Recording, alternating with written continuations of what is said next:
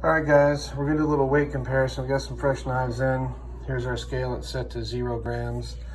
This is basically a stock weight-wise Hawkbill by Off Grid. My boy Kerry over there makes these. So this one's fixed up.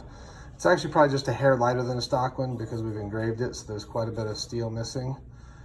But this is just for the purposes of checking the weight. So this is 209 grams at basically the stock weight. And then we just made a big one. This is our biggest one yet. This one's slightly larger than the other one. I'll show you the difference.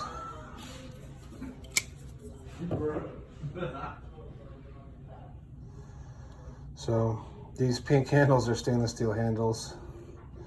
So we're gonna see we were at 209 grams. This one's not been sharpened yet, so it won't even hurt a fly.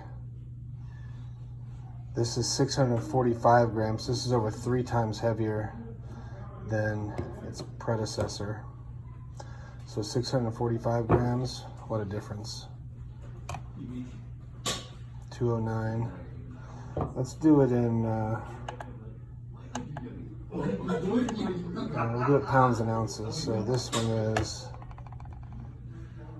7.4 ounces. Can you guys shut up for long enough for me to make my video? Thank you. This one is 1.68 pounds.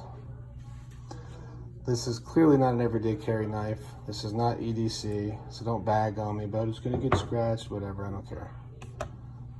So, that's pretty incredible. Let's go back to just ounces.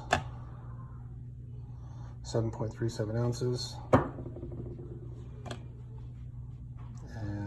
22.75, so this thing is triple the weight.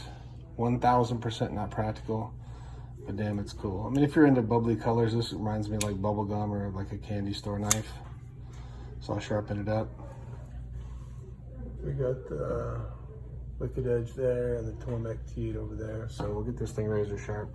See ya.